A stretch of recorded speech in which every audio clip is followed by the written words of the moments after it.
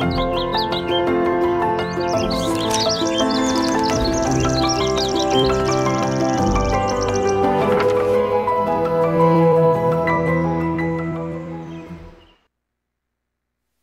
todos muito bem-vindos a mais uma transmissão do Instituto Vida para Todos. Karibuni sana kwa utangazaji mwingine wa taasisi ya uzima kwa wote. Jumla ya mada kuu: Wagalatia, Injili pekee, Injili ya Kristo. Ujumbe wa leo namba 19: kukataliwa kwa utume wa Petro na jukumu lake jipya.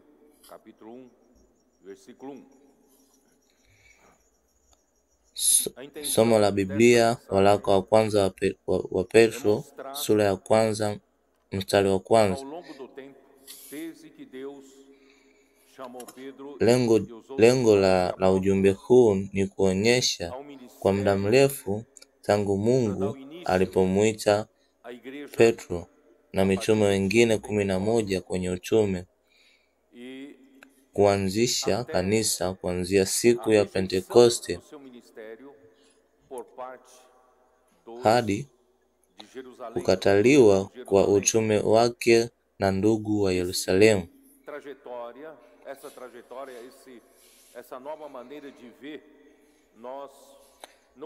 Njia hii, mtazamo huo mpya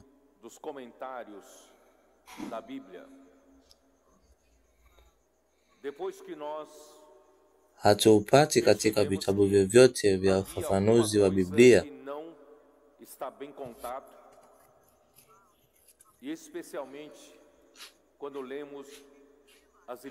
Baada ya kutambuliwa kwamba kulikuwa na kitu kisichoelezewa vizuri, hasa tunaposoma waraka wa pili wa Petro, tunaona kwamba Petro alikuwa akishughulikia kwa uzito sana swala la mitume walimu wa uongo na wale waliokuwa wakidhihaki neno la mitume. Hatukuona mtafasiri yoyote akizungumzia haya kwa ufasaha zaidi, kwa sababu tuligundua kwamba hawa walikuwa ndio wale waliokuwa bado katika kanisa la Yerusalemu, lakini chini ya uongozi wa Yakobo, ambapo kanisa la Yerusalemu lilirudi kwenye desturi za sheria ya Musa.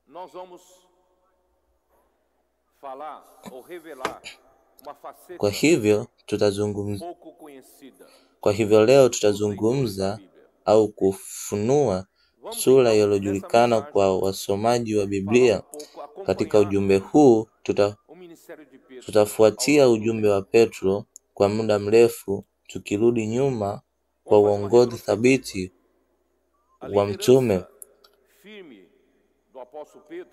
wa mtume Petro katika awamu ya kwanza ya maisha ya kanisa la Yerusalemu.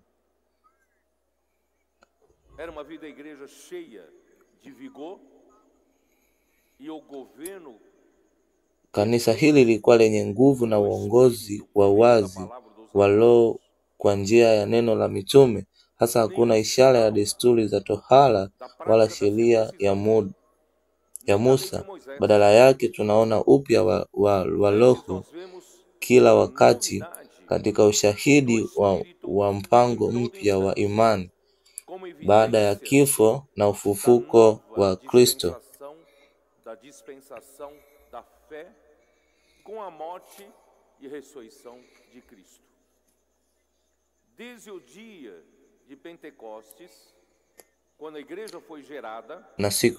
Na siku ya Pentekoste, kanisa lilipozaliwa, Mungu alimwaga Roho Mtakatifu na kuanzisha maisha haya mazuri ya kanisa lenye nguvu. Hata hivyo, kipindi hiki kiligundua kwa miaka 6 hadi kuanza kwa mateso makubwa ya kanisa la Yerusalemu yaliyotokana na kifo cha Stefano. em Jerusalém que surgiu na morte de Estevão. Mas foram 6 anos de extrema prosperidade. Lakini miaka hii 6 ilikuwa ya maendeleo makubwa ya kanisa. Msalaba wa Kristo ni alama ya mpango mpya wa imani na wa roho. Msalaba unaashiria mwisho wa jaribio la mwanadamu kukidhi mahitaji ya Mungu kwa juhudi za mwili. Tentativa do homem em atender às exigências de Deus, às exigências da justiça de Deus, através do esforço da carne. Até mesmo aqueles que tentam agradar a Deus na prática da lei. Hata wale wanaojaribu kumpendeza Mungu kwa kufuata sheria, msalaba ni mwisho wa juhudi zao. Msalaba kwa wewe ni nini? Kwa Wakristo wengi, msalaba ni tu kwamba kwa kifo cha Yesu Kristo tumepata msamaha wa dhambi, na hapana zaidi. E não passa muito disso o significado. Queridos irmãos que nos acompanham, eu quero dizer para vocês, a cruz é muito. Lakini ndugu wapendwa, msalaba ni zaidi ya hiyo. Msalaba unaashiria mwisho wa mpango wa sheria na mwanzo wa mpango mpya. Kifo cha Yesu msalabani kutuletea tumaini hai zaidi ya msamaha wa dhambi. Na cruz nos trouxe uma viva esperança, muito mais do que meramente o perdão de pecados. Não é à toa que Pedro, na sua segunda epístola, nós podemos até ver. Amen. Si bahati mbaya kwamba Petro katika waraka wake wa pili tunaweza kusoma anasema, logo na primeira epístola de Pedro, ele diz no versículo 3: Bendito o Deus e Pai de nosso Senhor Jesus Cristo. Katika waraka wa kwanza wa Petro mstari wa 3 anasema, abarikiwe Mungu na Baba wa Bwana wetu Yesu Kristo, kwa huruma yake kubwa aliyotuzalia tena kwa tumaini hai kwa ufufuko wa Yesu Kristo kutoka kwa wafu, kwa urithi usioharibika, usio na mawaa, usiodheeka, uliohifadhiwa mbinguni kwa ajili yenu.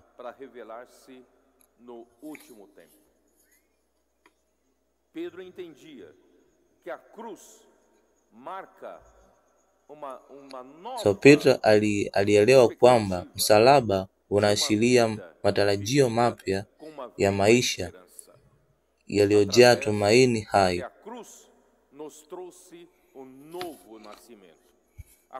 Kwa sababu msalaba unatuletea uzaliwa mpya na ukombozi. Bwana wetu Yesu Kristo hakufa tu, bali siku ya 3 alifufuka kwa uwezo wa Baba.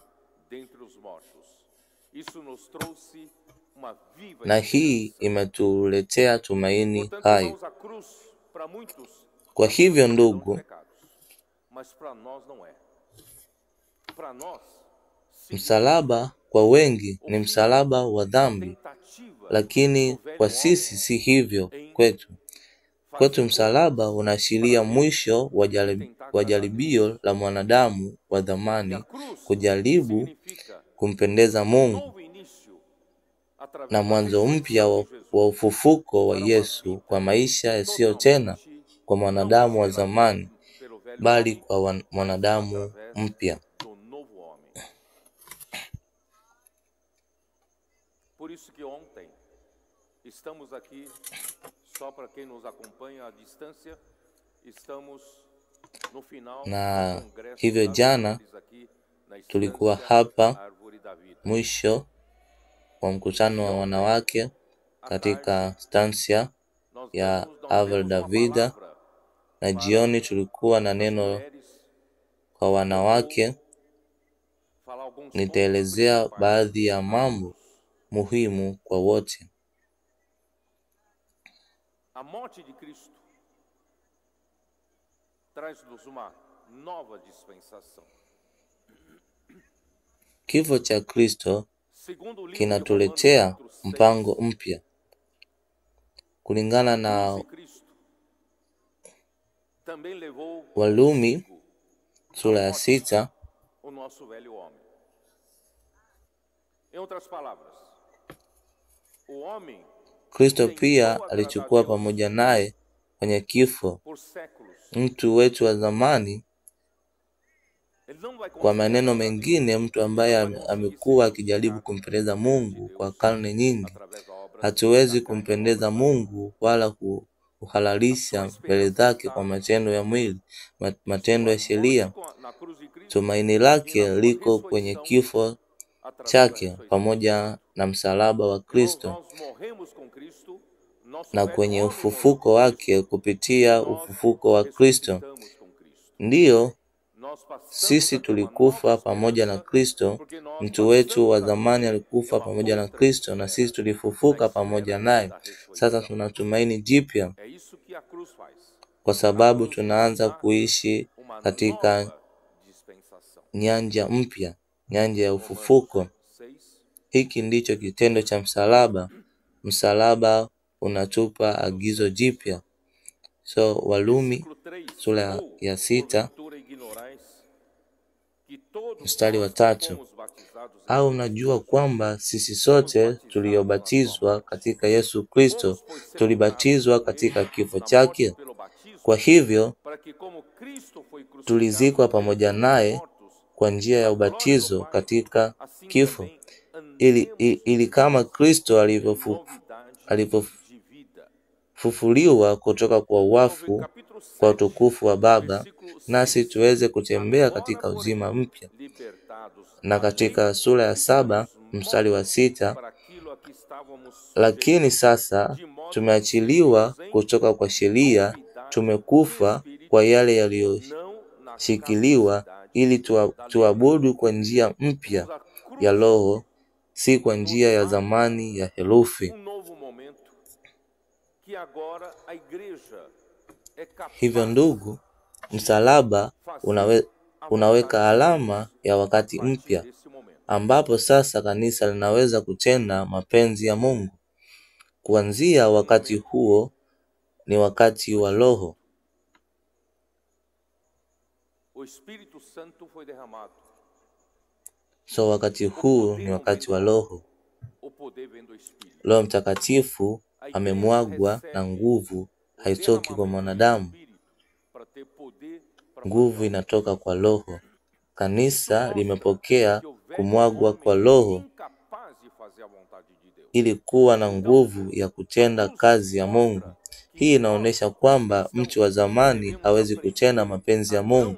Kwa hivyo msalaba unaonyesha kwamba sisi wa Kristo tunapaswa kujifunza kutokumtegemea mwili, kutokumtegemea mtu wetu wa zamani na uwezo wake, bali kumtegemea nguvu ya Roho Mtakatifu na kuishi katika uzima mpya wa Roho kupitia mtu mpya.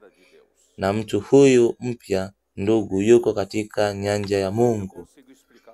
O Bwana Yesu, sijui kama naweza kufafanulia vyema. Wakati mwingine nahisi kama lugha yangu ni nzito, mdomo wangu ni mzito, siwezi kuwasilisha kile ninachohisi. Ndugu, bila kugundua bado tunajiamini sana. Bila kugundua bado tunadhani kwamba tuna sifa na vipaji ambavyo tunaweza kutumia kuonyesha kwamba tunaweza kumtumikia Mungu, na kwamba Mungu ametupa vipaji hivyo.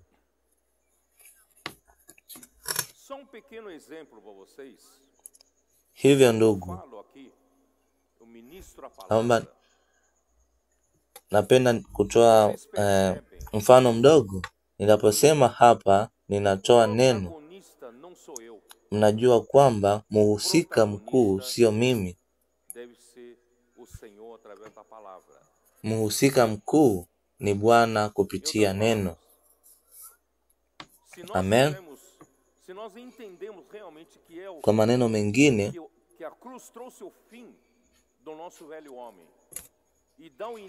ikiwa tungeelewa kwa kweli kile msalaba ulileta mwisho wa mtu wetu wa zamani na mwanzo wa mtu wetu mpya, tusingekuwa hapa tukijitahidi kuwa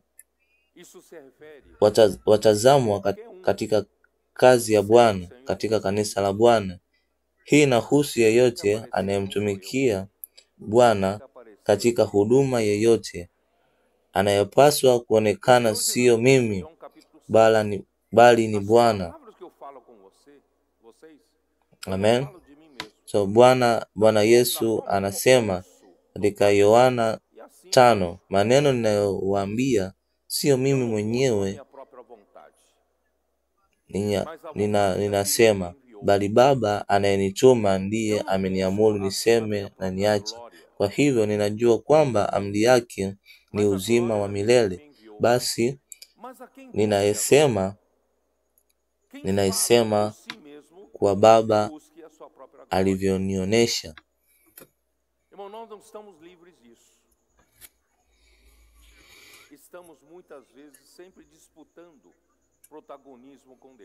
Ndugu, hatujawa huru kabisa. Mara nyingi tunajifanya kuwa washindani wa Bwana. Tunaweza kujiona kama wenye vipaji, lakini tunapaswa kuchukua tahadhari. Sihitaji kuonyesha kipaji changu. Sihitaji kuonyesha ninachoweza kufanya. Nahitaji kumwacha Kristo aonekane. Amen. Neno la Mungu liwe linaloonekana katika huduma yeyote, huduma ya muziki, mkutano wa wanawake, mikutano au aina yeyote ya huduma ambapo mimi nimeonekana. Sio mimi ninayepaswa kuonekana, bali ni Bwana. Amen. Kwa hivyo ndugu, unaona jinsi bado hatujaelewa mwisho wa agizo moja na mwisho wa agizo jingine, agizo la imani, agizo la Roho. Ndugu, anayepaswa kuwa mhusika mkuu ni Roho. Sisi ni vichannel tu. Mnanielewa? Amen. Kwa hivyo ndugu, tunaweza kuwa wamoja. Hakuna mashindano kati yetu. Hakuna ubishani kati yetu juu ya nani anayeonekana zaidi au pungufu, kwa sababu anayepaswa kuonekana ni Bwana, ni Roho, ni kazi ya Bwana inayotendeka. Na pointi ya pili, Mungu kupitia huduma ya Petro mwanzoni alileta ujasiri wa Roho, ambapo Mungu alimfanya Petro aseme kwa ujasiri juu ya kusulubiwa kwa Yesu na ufufuko wake. Na jana nilikuwa nimewaambia kwamba kwa upande mmoja Bwana anahitaji kutumia kanisa lake kwa nguvu ya Roho Mtakatifu kupitia neno lake. Anahitaji kuwapata watu wengi.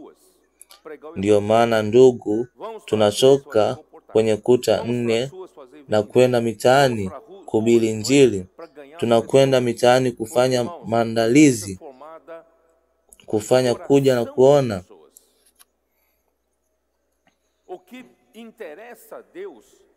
Kwa sababu kanisa linaundwa na mioyo ya watu. Tunachomhusu Mungu ni moyo. Unaweza kupokea mbegu ya kimungu, Mathayo 13, kwa sababu kupitia kanisa Bwana anataka kuzidisha. Anataka kupanua uhubiri wa Injili.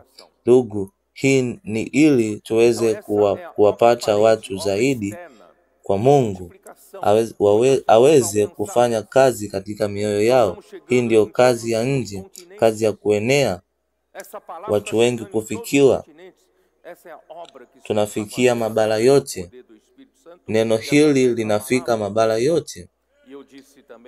Hii ndiyo kazi ambayo Bwana anafanya kupitia nguvu ya Roho Mtakatifu na kupitia neno.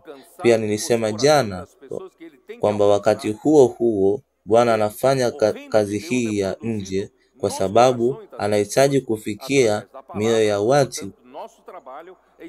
ya watu ambao anahitaji kuwafikia, kwa sababu ufalme wa Mungu unatengenezwa katika mioyo ya watu kupitia neno. Kwa hivyo kazi yetu ni kupanua ufalme wa Mungu. Kazi ya Mungu izidi kuenea. Hata hivyo, kazi ya Mungu mara unapofikiwa haifiki tu. Moyo wako, kama anavyosema jana, unahitaji kujazwa na ukweli, kujazwa na Kristo. Yote haya ndugu na dada, yanakuja kupitia msalaba wa Kristo. Unaweka alama ya agizo jipya.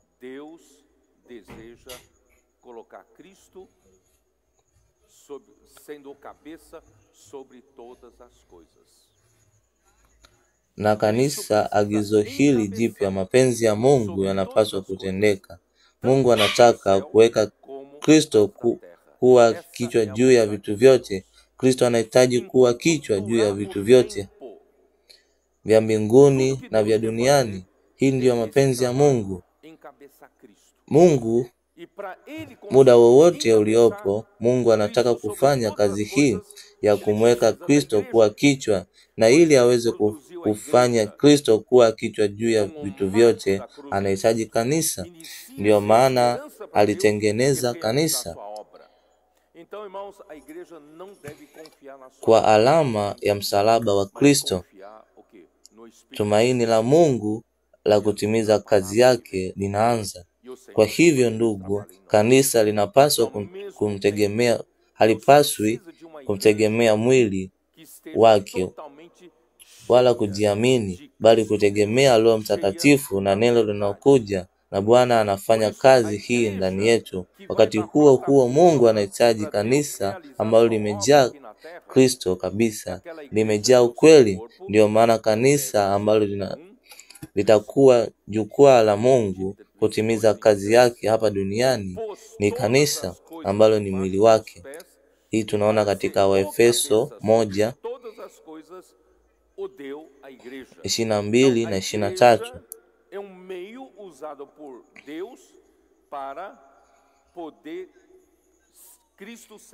O cabeça sobre todas as coisas. E como a igreja pode ser usada como plataforma, como instrumento para Deus encabeçar Cristo sobre todas as coisas. Tunaona hapa Kristo anawekwa kuwa kichwa juu ya vitu vyote, na jinsi kanisa linavyokuwa kutumiwa kama jukwaa au chombo cha Mungu kuweka Kristo kuwa kichwa juu ya yote. Kwa hivyo kanisa linahitaji kufikia kiwango kinachotumiwa na Mungu. Kiwango hicho kiko wapi? Kiko katika mstari wa 23, ambalo ni mwili wake, ukamilifu wa yeye ambaye hujaza yote katika yote. Basi ndugu wapenzi na dada wapenzi walioko hapa kwenye mkutano wa wanawake, wakati Mungu anatutumia kupanua, kuwafikia watu zaidi, kuhubiri Injili na kuwatunza watu, Mungu pia anafanya kazi ndani yangu na ndani yenu. Mungu anataka kunijaza, anataka kukujaza. Kwa nini Mungu anataka kunijaza au kujaza? Kwa sababu mimi bado sijajazwa kabisa na Kristo. Bado nina vipengele vya mwanadamu wa zamani. Ndiyo maana msalaba una nafasi kubwa maishani mwangu, lakini hili halitukii mara kwa mara, bali hufanya hatua kwa hatua. Ndiyo maana nilisoma kwenu jana sura ya 4 ya Waefeso. Msivyo hivyo mlivyojifunza Kristo.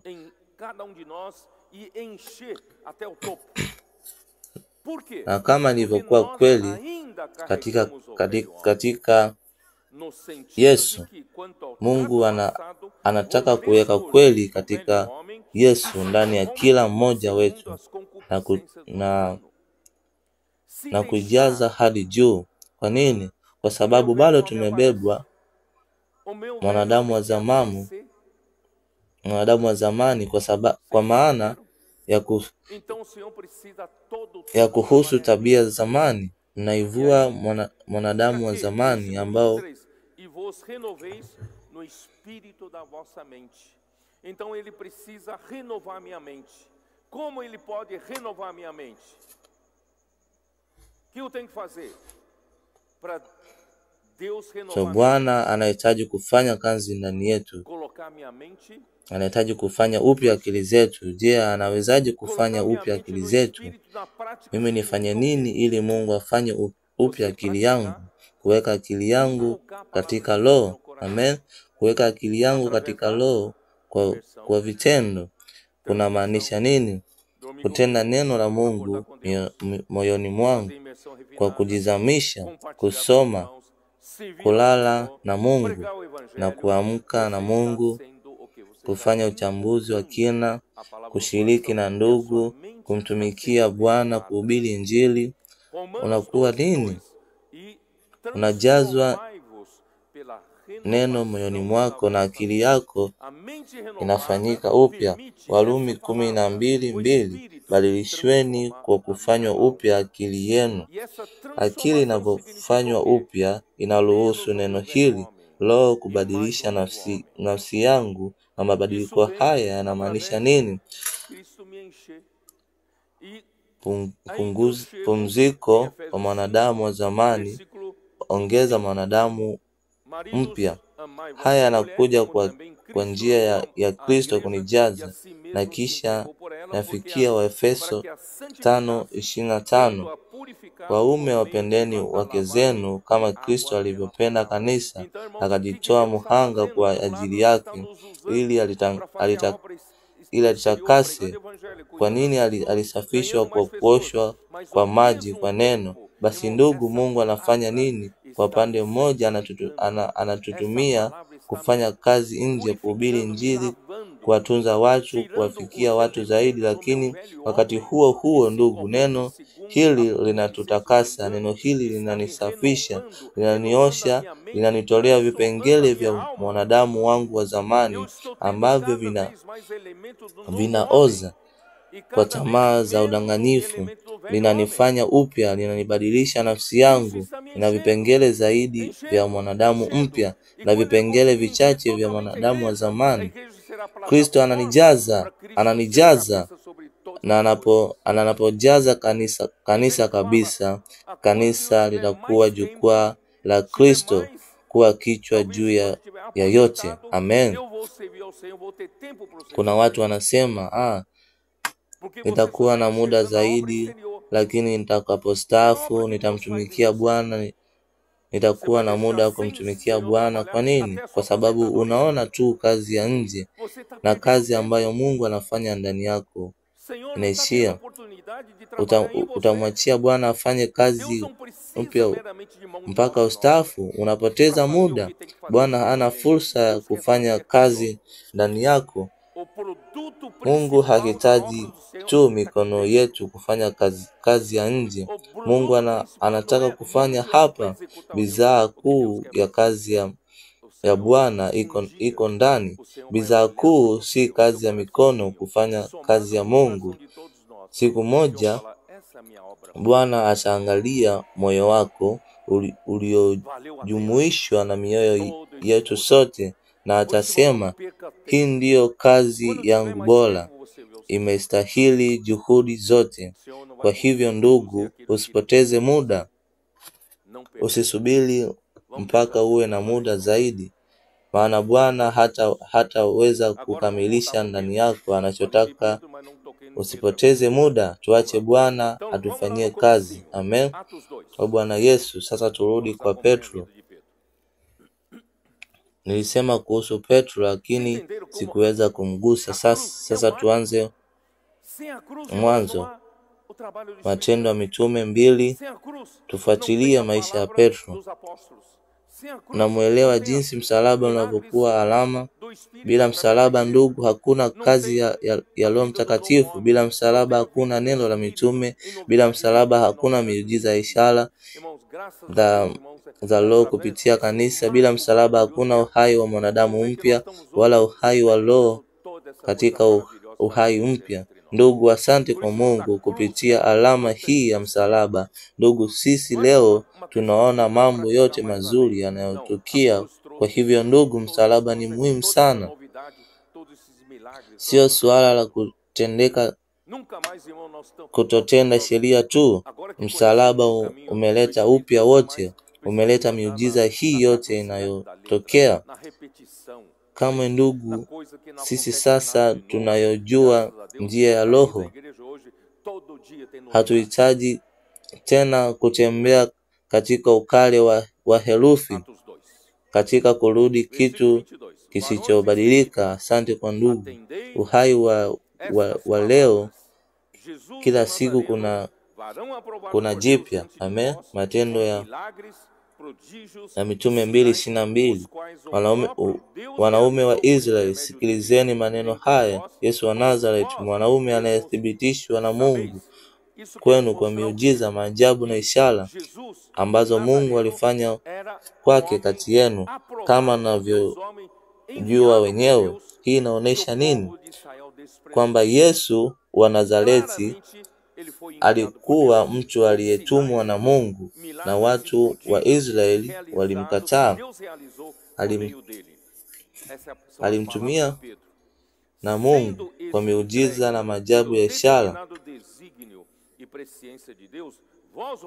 Yeye kwa kukusudiwa na kujua kwa Mungu, ninyi mkamuua kwa kumsulubisha kwa mikono ya watu waovu. Angalia ujasiri wa Petro.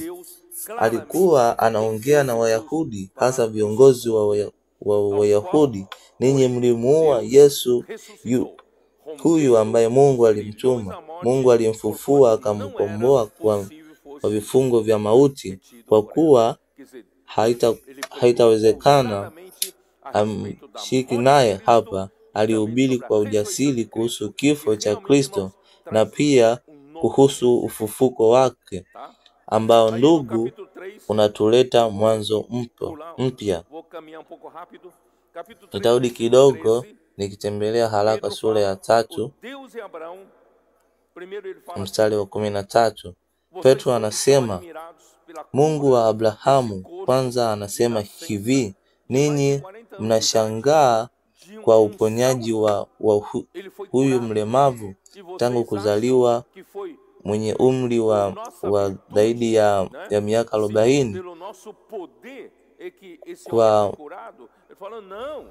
mkupuo mmoja aliponywa, na mnadhani kuwa ni kwa uwezo wetu au kwa nguvu zetu kwamba huyu mtu aliponywa? Akasema, la, Mungu wa Abrahamu, wa Isaka na wa Yakobo, Mungu wa baba zetu, anamtukuza mtumishi wake Yesu, ambaye ninyi mlimkana na kumkataa mbele ya Pilato alipokuwa ameamua kumwacha. Pilato alikuwa ameamua kumwacha Yesu, lakini watu wakapiga kelele, hapana, na wakapiga kelele, msulubishe, na mwishowe akamwacha mwizi, mpangazi Baraba. Lakini ninyi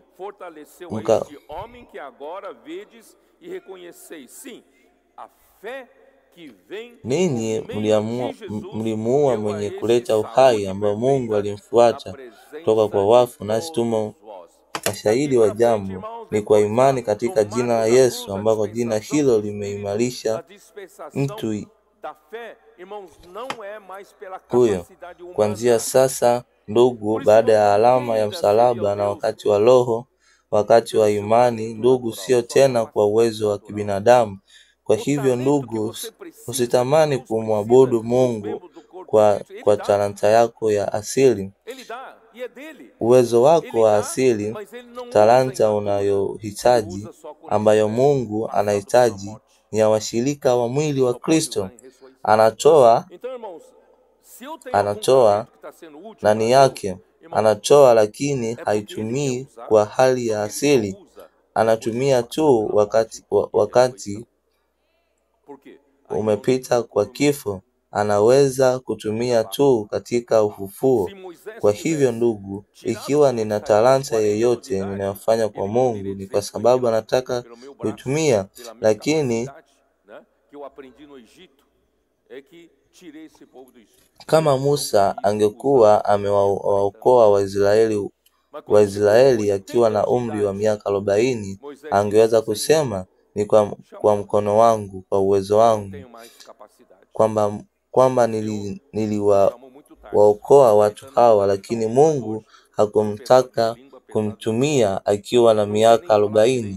Lakini alipofikia miaka 80, Musa akasema, Bwana, mwite mwingine, sina uwezo tena. Umekuja kupita wito wa kuchelewa. Kama ungekuwa wa miaka 40, labda leo nimezeeka, lugha yangu ni ngumu, mdomo wangu haufanyi kazi vizuri. Kila siku ninafanya kazi ya kuwasilisha mifugo, sijui tena kuongea. Na Bwana akasema, si wewe mwenyewe ndiye.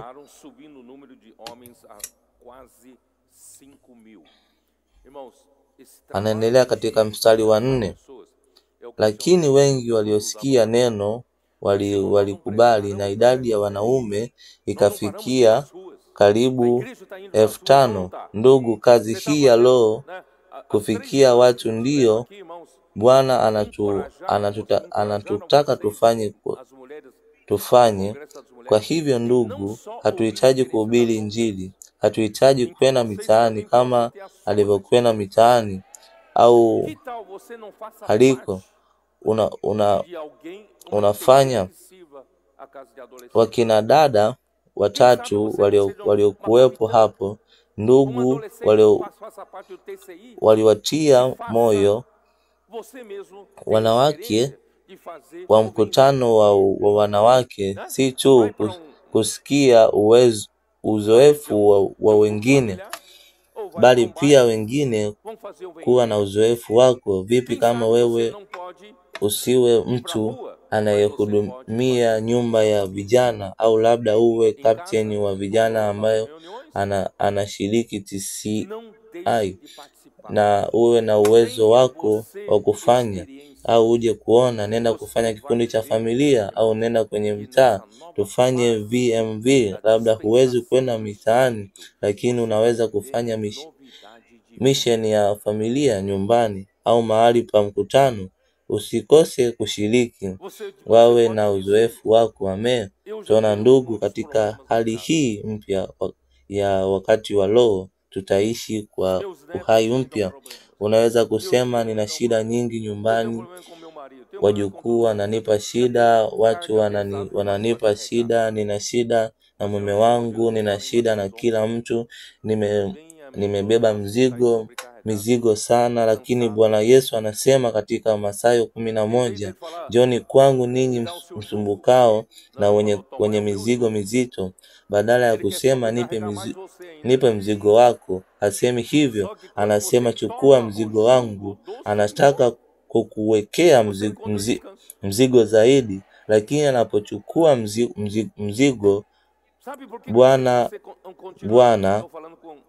utapata pumziko. Amen. Haleluya. Unajua kwa nini ninaongea kwa wanawake wa mkutano wa wanawake, wale wanaonifuata kwa video wajue ninawaambia nini? Amen. Ninyi wanawake mnaohisi kuwa mmechoka, mmezeeka, nina wasiwasi, mna huzuni, mnahitaji msaada wa wataalamu kukuponya kutoka kwa mafadhaiko haya, ndugu, mnaweza kutumia msaada huo kwa kitaalamu, lakini kuna njia nzuri zaidi. Chukua mzigo wa Bwana. Amen, haleluya. Nenda kuhudumia nyumba ya vijana. Amen, toka nje na vijana kwenye TCI. Tuhudumie. Piga simu kwa mtu yeyote kwenye mission ya familia na utapokea labda mtu mwingine wa mwisho wa laini ambaye hujui atalia kwa machozi na kusema Mungu alikutumia wakati nilihitaji zaidi. Hakuna mtu aliyemwacha na kumwomba alipopigiwa simu.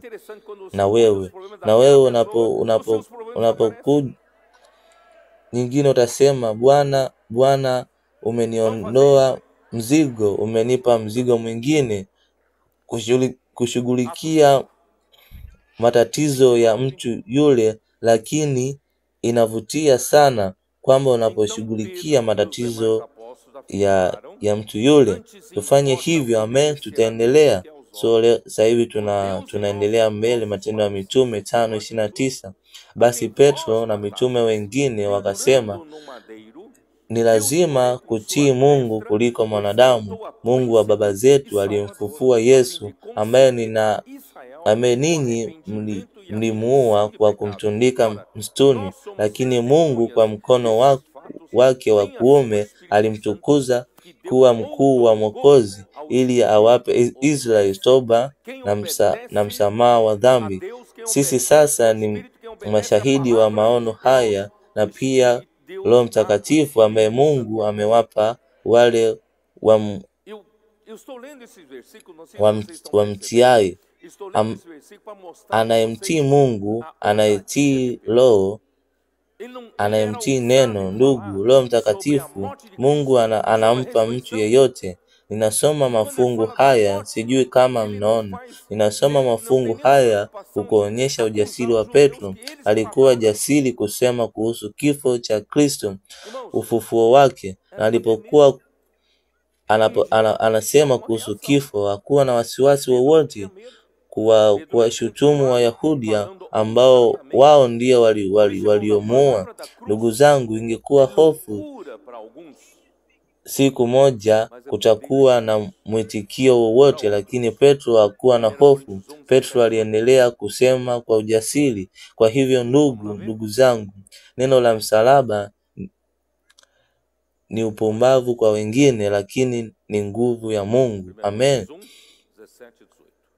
Wakorintho wa kwanza 1:17. Kristo hakunitumia mimi kubatiza, bali kuhubiri Injili, si kwa hekima ya maneno, ili msalaba wa Kristo usipungue. Hata Petro, Paulo alipohubiri wa Korintho, hakutumia hekima yake mwenyewe, ufasaha wake kusema, ndugu zangu, msitumie talanta zenu kuchukua nafsi ya nguvu ya Roho. Acha nguvu ya Roho ifanye kazi yake, nawe uwe chombo. Kile kilichonivutia zaidi katika mkutano huu wa wanawake ni kwamba wanawake waliosema hapa kwa mtazamo wa kwanza walikuwa wakisoma, lakini walichosoma kilikuwa sehemu ya wao wenyewe, walichofurahia kutoka kwenye neno. Amen. Ni kweli iliyojengwa ndani yao na kweli wanayoishi. Amen. Kwa hivyo walikuwa chombo cha Mungu kusema na kuwatumia. Ndugu zangu, hii ndiyo inanivutia zaidi. Hakuna hata mmoja wao aliyekuwa hapa akitaka kujionyesha. Hakuna hata mmoja aliyekuwa akijidai kuwa bora zaidi. Wote walikuwa chombo cha Roho kufanya anachotaka. Ndugu zangu, hii ndiyo huduma yetu kutoka sasa. Amen. Anayepaswa kuonekana sio mimi wala wewe. Amen. Anayepaswa kuonekana ni Roho, ni Bwana. Amen. Kazi inayopaswa kufanyika ni kazi ambayo Bwana anataka kufanya kazi yake katika kanisa. Basi ndugu zangu, yote yamebadilika, kwa sababu hapo awali kila mtu alitaka kuwa bora zaidi, kila mtu alitaka kujionyesha. Si kweli. Katika awamu yetu ya awali ya maisha ya kanisa kulikuwa na ushindani mwingi, ugomvi, wivu, hasira. Si kweli. Shukrani kwa Mungu, ndugu zangu, mambo haya yametoweka. Sisemi yametoweka kabisa, lakini angalau hatuyaoni tena kwa ujumla. Shukrani kwa Mungu, Bwana ameyaondoa haya sasa. Ndugu zangu, sote tuko kwenye mwendo mmoja, tunafikiria kitu kimoja, tuna upendo, tuko na umoja wa Roho, tuna hisia moja. Shukrani kwa Mungu. Bwana anaondoa uadui kati yetu. Bwana anaondoa kiburi cha kutaka kujionyesha. Bwana anaondoa majivuno yetu, kila mmoja kujiona kuwa bora kuliko mwingine. Bwana anaondoa ubinafsi, kila mmoja kuchukua mzigo pia na wengine. Ndugu zangu, hii ndiyo Bwana anayofanya kati yetu. Hii ndiyo kazi ya Roho Mtakatifu, ili mwili wa Kristo, ndugu zangu, uweze kufanya kazi ya Mungu. Katika waraka wa Kolosai, kazi ya mwisho wa kazi ya Roho Mtakatifu ni kwamba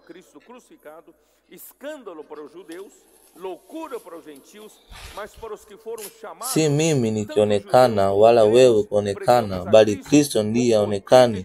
Kristo ndiye yote katika wote, Bwana Yesu. Kwa hivyo mstari wa 18, hakika neno la msalaba ni upumbavu kwa wanaopotea, lakini kwa sisi tunaokolewa ni nguvu ya Mungu.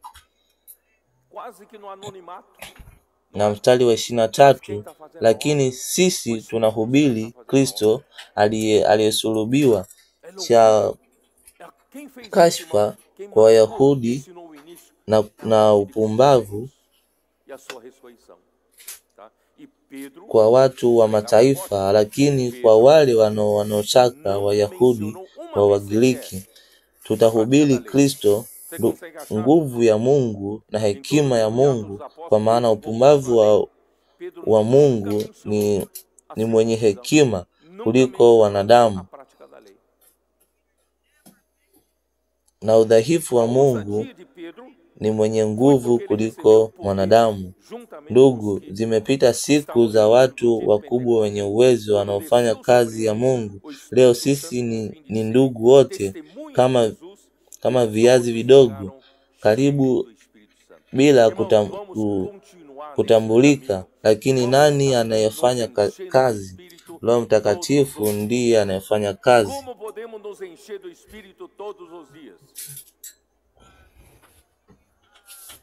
Unaweza kutafuta katika kitabu chote cha Matendo ya Mitume, Petro akirudi kwenye sheria. Petro hakumtaja tohara wala kutekeleza kwa sheria. Ujasiri wa Petro,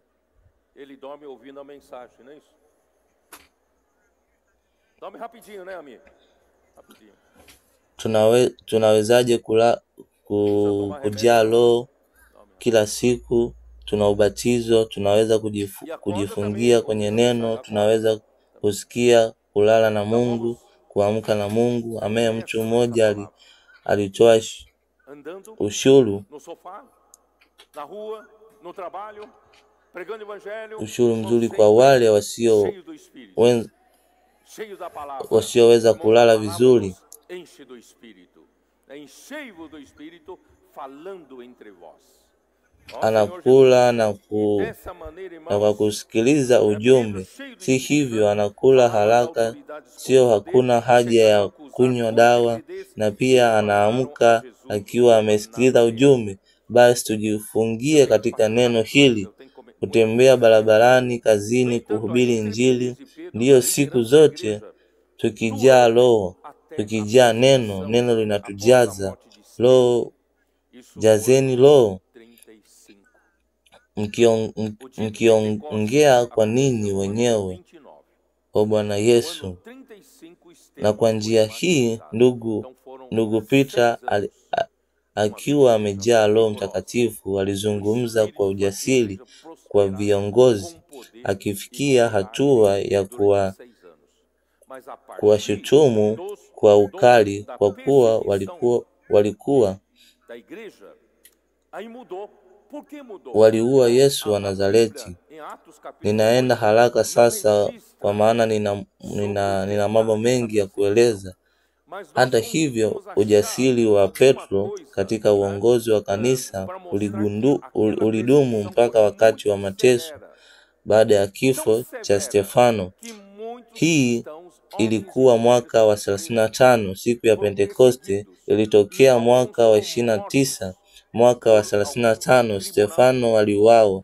Kwa hivyo kulikuwa na miaka 6 ya maisha ya kanisa lenye nguvu. Roho alifanya kazi, liliendelea kwa nguvu na miujiza kwa miaka 6, lakini kuanzia wakati wa mateso ya kanisa mambo yalibadilika. Kwa nini ndugu?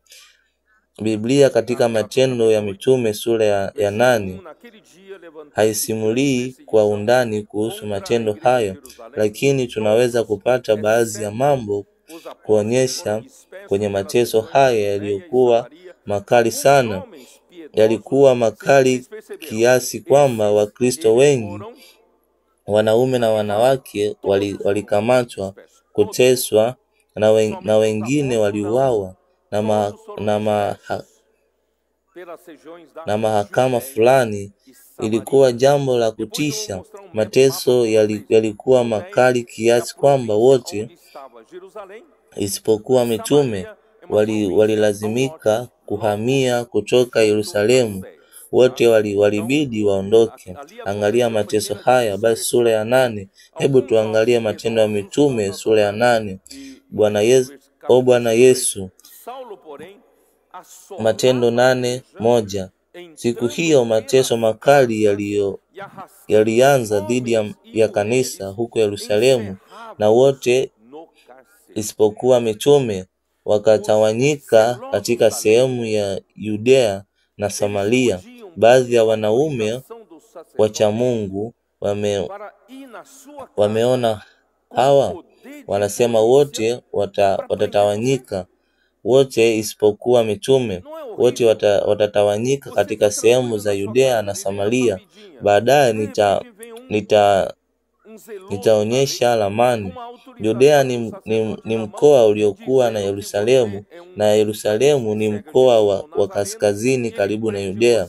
Hivyo hapo ndipo palipotokea mtawanyiko wa kwanza, baadhi ya wanaume wacha Mungu. Lakini mstari wa 3, Sauli alikuwa akiharibu kanisa, akiingia nyumba kwa nyumba, akivuta nje wanaume na wanawake,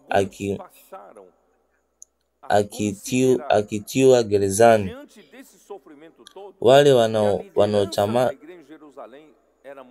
Wale wanaotamani sheria wangeweza kuomba idhini kwa makuhani kwenda nyumbani kwa mamlaka ya polisi kukukamata. Si ya kutisha. Uko kwa amani nyumbani ukiishi maisha yako. Ghafla anakuja mtamani wa sheria akiwa na kibali cha kuhani, akisema wewe ni mmoja wa wale wanaomfuata Yesu wa Nazareti, naye anakukamata, anakamata familia yako na kukupeleka kwa hukumu. wengi waliwekwa gerezani, wengine waliuawa. Mnaona ukali wa mateso hayo ambayo yaliyoandikwa hapa. Basi kilichotokea ni kwamba kwa hakika baadhi yao wakaanza kufikiria mbele ya mateso haya yote kwamba uongozi wa kanisa huku Yerusalemu ulikuwa mkali mno, ulioleta hasira kwa viongozi wa Wayahudi.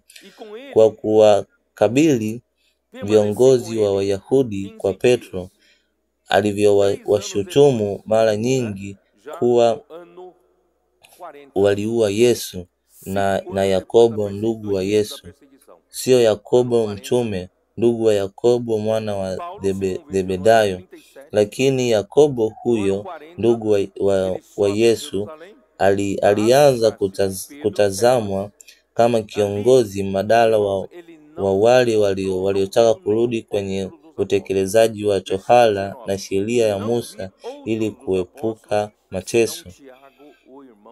Ishara kubwa ya hili ni kwamba wakati wa Paulo alipobadilika, mnakumbuka alipoandika kwa Wagalatia, tunaweza kusoma Wagalatia sura ya 1 mstari wa 18.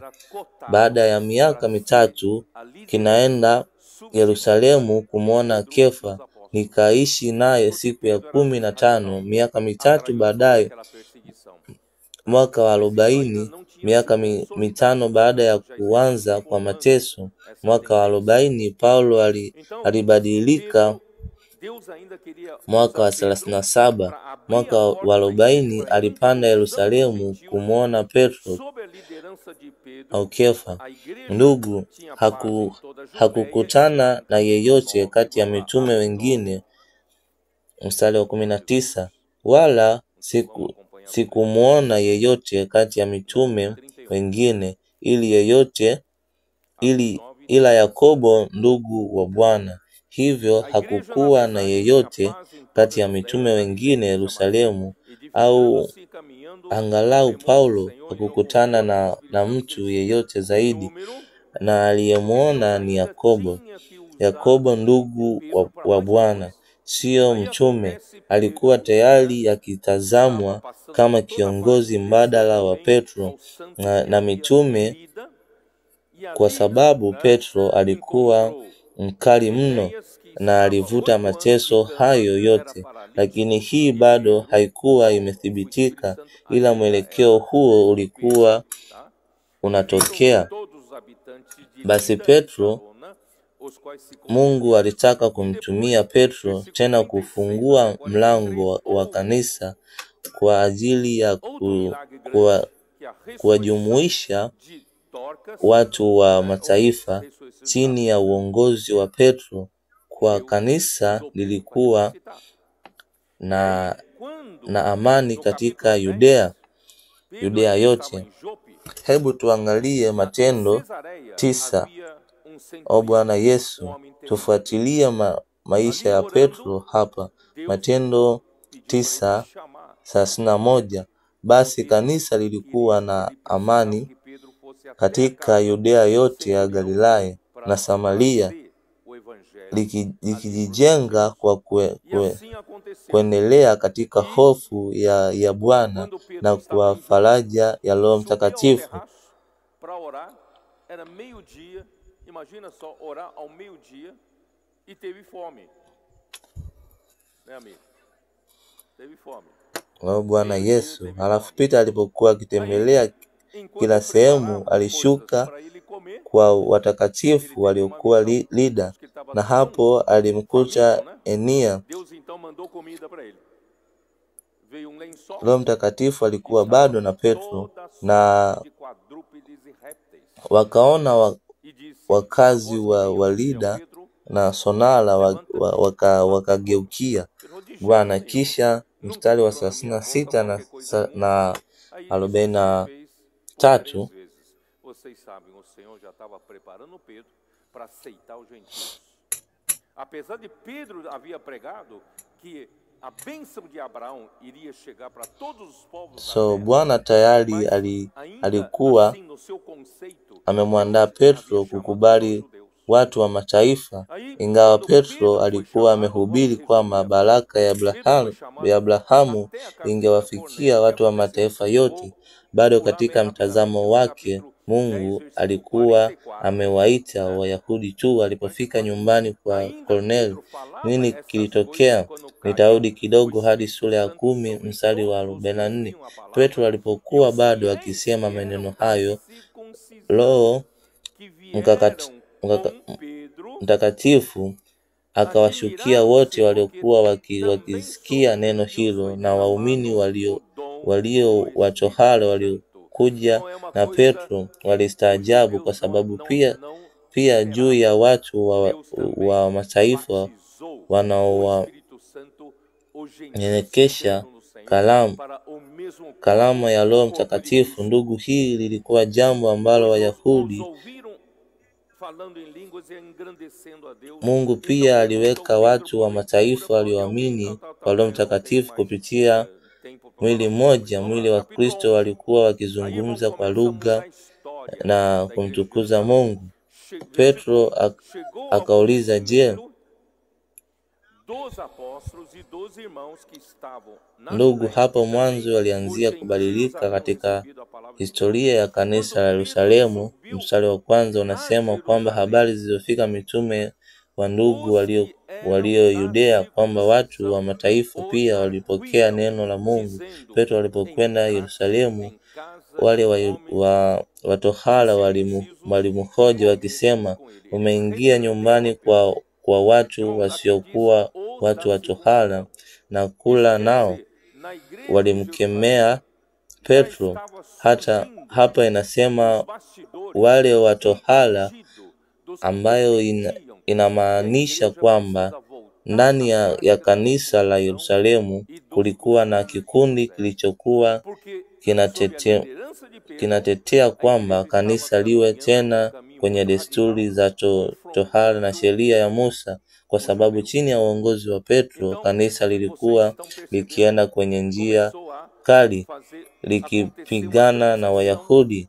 Mnajua mambo yalianza kubadilika katika kanisa la Yerusalemu. Petro alilazimika kueleza jinsi Mungu alivyompeleka kuhubiri Injili ya watu wa mataifa na jinsi Mungu alivyowapa kalamu hiyo. Hivyo wakakubali na kumtukuza Mungu. Lakini hii haikufata ukweli kwamba kulikuwa na kikundi cha wale watohara ndani ya kanisa. Mwaka wa 44 katika sura ya 12 ya Matendo ya Mitume, Herode alikamata viongozi wa kanisa, kuwatesa na kuua Yakobo mtume, ndugu wa Yohana. Alimuua kwa upanga kwa kuwa aliona jambo hili lilikuwa likimpendeza Wayahudi. Aliendelea kumkamata Petro. Pia alikuwa siku za mikate isiyotiwa chachu, ambayo inaonyesha kuwa kulikuwa na shinikizo kutoka kwa Wayahudi kwa sheria ya Waroma kuwatesa viongozi wa kanisa. Yakobo aliuawa katika mateso haya na Petro alikamatwa pia, na kutakuwa kuuawa, lakini malaika akaja na kumtokea gerezani kwa siri bila mtu yeyote kumwona, na Petro akaachiwa. Katika sura ya 12 mstari wa 12, Petro alipofikiria hali yake aliamua kwenda nyumbani kwa Maria, mama wa Yohana aitwaye pia Marko, ambapo watu wengi walikuwa wamekusanyika na kuomba. Katika kanisa lilikuwa likiomba nyumbani kwa Maria, mama wa Marko, ambaye Paulo na Barnaba walimchukua katika safari ya kwanza. Maria alikuwa na nyumba wazi wa ajili ya kanisa. Petro alipogonga mlango, mtumishi mmoja aitwaye Rodi akaja kuona na ni nani. Alipotambua sauti ya Petro, alifurahi sana hata kusahau kumfungulia mlango. Akakimbia kurudi ndani kuwatangazia kwamba Petro alikuwa mlangoni. Wakamwambia, una wazimu? Lazima yeye alisisitiza kwamba ndivyo alikuwa wanasema ni malaika wake, na yeye hata hivyo alisisitiza kusema kuwa hivyo ndivyo ilivyo, na wakasema ni malaika wake. Lakini Petro aliendelea kubisha, nao wakafungua wakamuona, wakashangaa. Lakini yeye aliwaashiria kwa mkono wake kwa kuwa nyamaza. Akawaambia jinsi Bwana alivyomtoa gerezani. Akasema makini kwenye sentensi hii kutazama habari hii, Thiago na ndugu zingine, naye akiwa ameondoka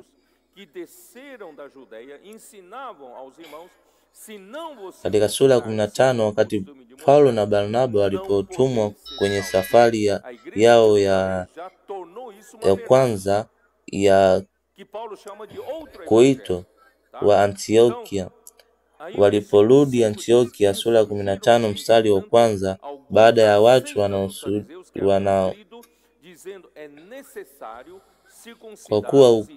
kwa ukweli ambao Paulo anaita injili nyingine.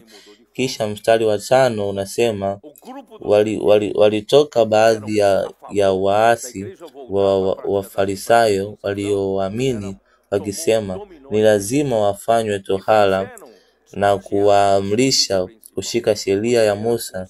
Ndugu, kanisa la Yerusalemu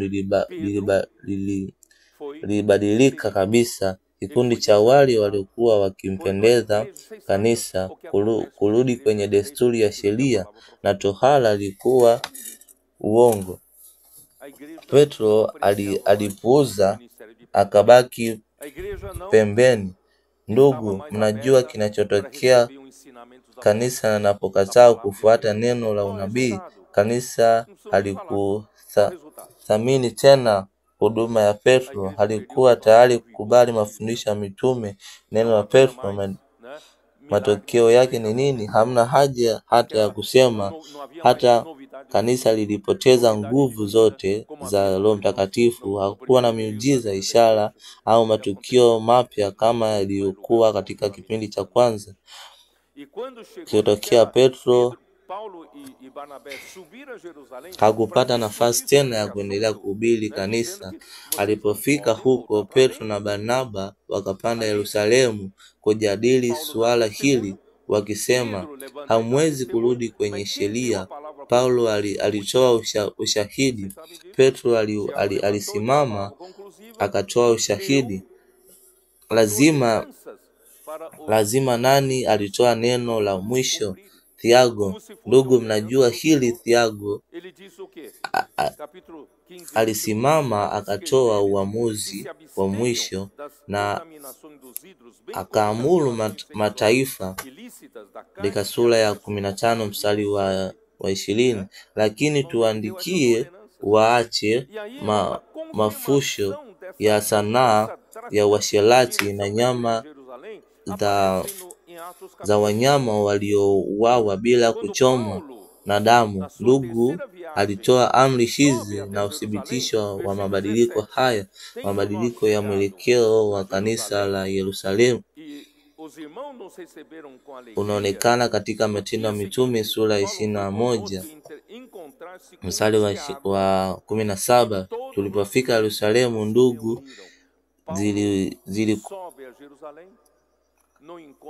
zilikutupeleka kwa furaha. Siku iliyofuata Paulo alikwenda pamoja nasi kutoka Thiago na wazee wale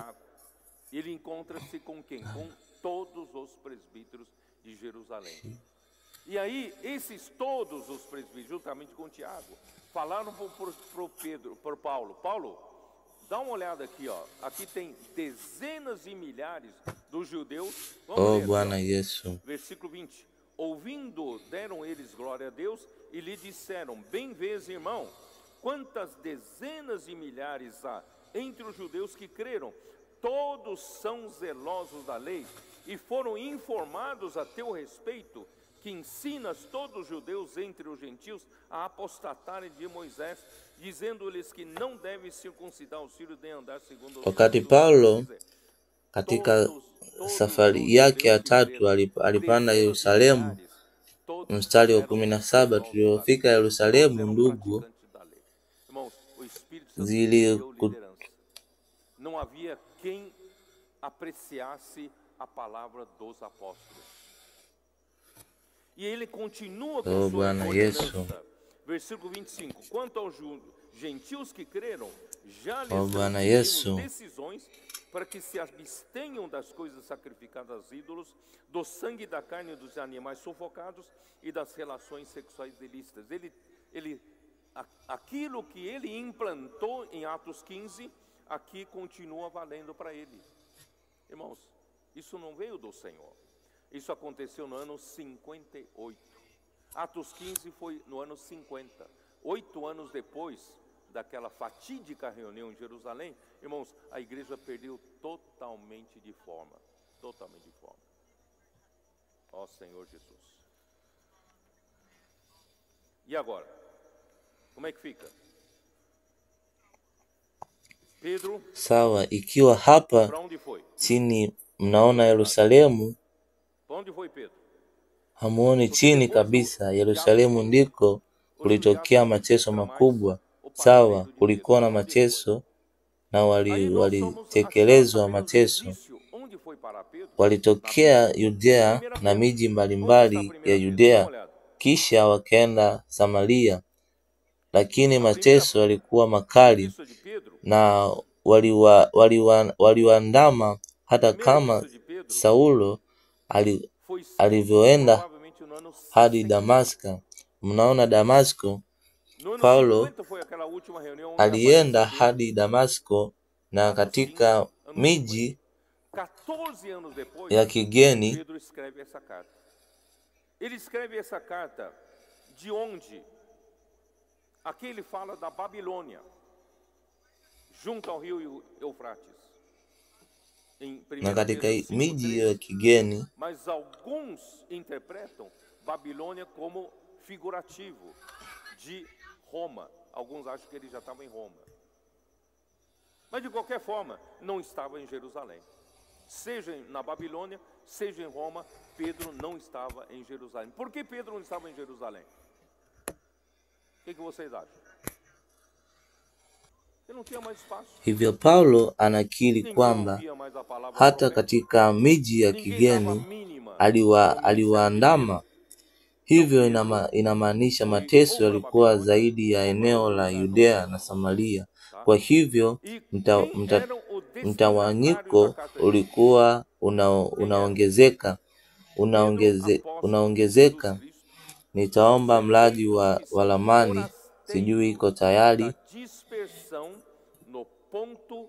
Kisha mtakapoona mtaelewa ninachosema. Sawa.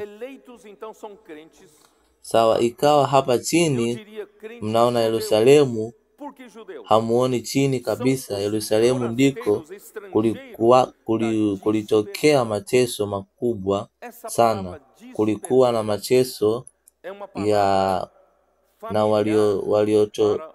waliotekelezwa mateso walitokea Yudea na miji mbalimbali ya Yudea, kisha wakaenda Samaria, lakini mateso yalikuwa makali na waliwaandama, hata kama Saulo alivyoenda hadi Damesko. Mnaona Damesko palikuwa Paulo alienda hadi huko Damesko, na katika miji ya kigeni aliwaandama akipanda. Kwa hivyo ndugu, ni njia gani mbadala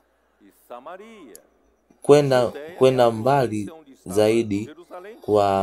Kwa hivyo mtawanyiko ulipanda hadi Kapadokia, sawa. Huko Asia ndiko walipopeleka. Na nani aliandikwa barua ya kwanza ya Petro? Ilikuwa kwa Wayahudi waliokubali neno la unabii katika miaka 6 ya kwanza ya uhai wa kanisa, na katika mtawanyiko wa mateso. Wengine walienda Yudea na Samaria, lakini baadaye wakaenda eneo hilo la Asia. Ndugu, mnaelewa hadithi hii? Ndugu, hakuna mtu aliyewahi kusimulia. Tunaiona kwa mara ya kwanza. Aberto uma obra em alguma cidade nova, pregado o evangelho, depois se mudou e escreve para aquela igreja. Não, ele escreve aos crentes que estavam na dispersão. Oh, Bwana Yesu. Então, irmãos, tudo isso nos leva a crer que Pedro escrevia aos judeus crentes que basi hao wanaoandika wageni walio katika utawanyiko, labda baadhi yao walikuwa hao kutoka Kapadokia na Asia. Walikuwa siku ya Pentekoste wakageuka wakati wa Petro walipohubiri neno. Inawezekana ndugu, baadhi yao waliendelea kuishi Yerusalemu, kuishi maisha ya kanisa na Yerusalemu, au nina makosa? Kwa hivyo inawezekana wakati wa sura ya 8 ya Matendo ya Mitume walipozunguka mateso makubwa, baadhi yao walikwenda Yudea, wengine Samaria. Hao walitoka Ponto na Wakapadokia, walikwenda hapo, walikwenda kwenye nchi yao. Au wale waliotawanyika Yudea na Samaria, kilichotokea ni kwamba mateso yao yalikuwa makali kwa sababu mkoa huo ulikuwa karibu na Yerusalemu. Mnaona kuwa Saulo alipokuwa kutesa kanisa,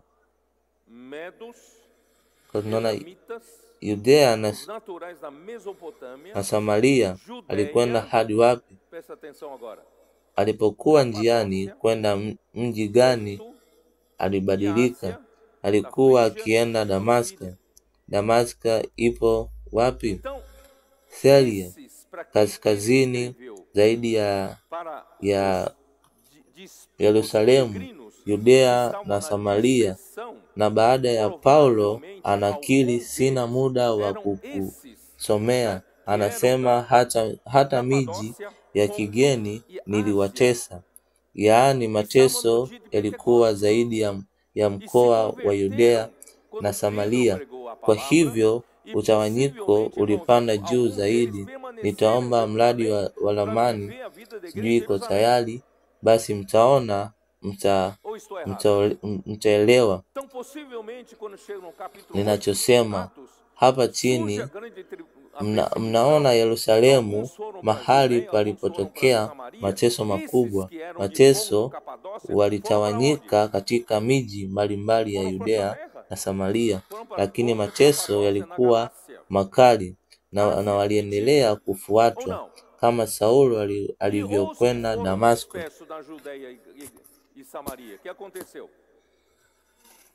Damasko iko wapi? Syria iko kaskazini zaidi ya Yerusalemu, Yudea na Samaria. Kisha Paulo akakiri, sina muda wa kusoma kwa ajili yenu. Paulo akakiri kwamba hata katika miji ya kigeni aliwaandama. Hiyo inamaanisha mateso yalikuwa zaidi ya eneo la Yudea na Samaria. Kwa hivyo mtawanyiko ulikuwa unaongezeka. Nitaomba mradi wa ramani, sijui iko tayari. kisha mtaona, mtaelewa nachosema. Sawa, ikiwa hapo chini mnaona Yerusalemu, hamuoni chini kabisa. Yerusalemu ndiko kulitokea mateso makubwa. Sawa, kulikuwa na mateso na waliotekelezwa mateso walitokea Yudea na miji mbalimbali ya Yudea, kisha wakaenda Samaria, lakini mateso yalikuwa makali na waliwaandama, hata kama Saulo alivyoenda kama Damasko. Mnaona Damasko, Paulo alienda hadi Damasko, na katika miji ya kigeni waliwaandama akipanda. Kwa hivyo ndugu, ni njia gani mbadala kwenda mbali zaidi? Kwa hivyo mtawanyiko ulipanda hadi Kapadokia, sawa, huko Asia ndiko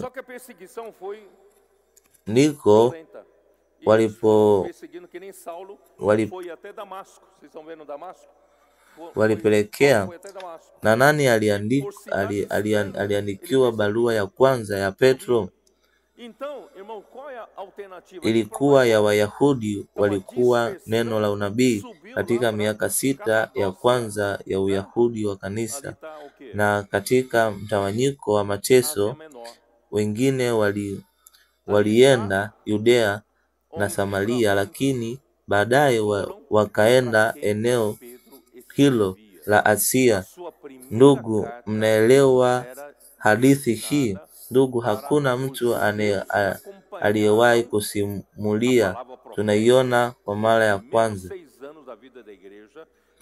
Bwana Yesu. Kwa hivyo hakuna mtu aliyetaka tena kusikia neno la Petro huko Yerusalemu, na barua ya pili ya Petro labda iliandikwa karibu na wakati wa kifo chake, mwaka wa 67, karibu na waraka wa mateso yake yaliyotokea chini ya dharura ya Kaisaria Nero, karibu mwaka wa 67. Mara baada ya kifo cha Paulo, pia aliamua chini ya dhuluma ya dola ya Roma, chini ya mfalme wa Nero, na kabla ya uharibifu wa Yerusalemu mwaka wa 70. Kwa hivyo ndugu, kanisa la Yerusalemu halikutimiza mapenzi ya Mungu tena. Ilikuwa kwenye desturi ya sheria. Tofauti gani hii ilifanya kwenye mpango wa Mungu na Myahudi? Kanisa halikuinuliwa kwa hiyo. Kristo amekufa kwa ajili ya hilo. Kristo aliinua kanisa kufanya mapenzi ya Mungu, kuleta uongozi wa Kristo kwa nguvu za Roho kupitia neno la mitume. Sasa neno la mitume lilinyamazwa. Hakuna mtu aliyefuata neno hilo.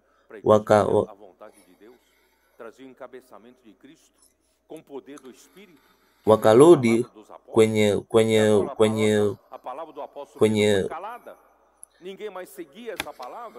kwenye ukale wa heri, lakini Petro aliendelea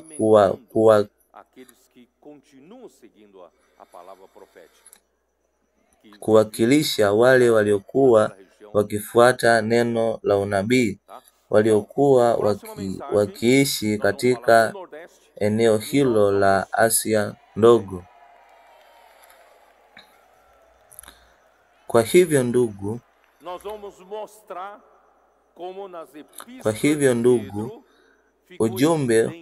ujumbe unaofuata tutazungumzia kaskazini mashariki. Tutaonyesha jinsi kanisa, waraka wa Petro, ilivyo wazi kwamba tumepata ufunuo kutokana na waraka wa Petro kuhusu sura hii yote ya kitabu cha Matendo ya Mitume. ambayo hakuna mtu aliyewahi kusikia wala kusimulia. Kwa hivyo nimegundua kwa kupata ufunuo juu ya hili swala. Kwa upande wangu nimemaliza. Amen. Yesu ni Bwana.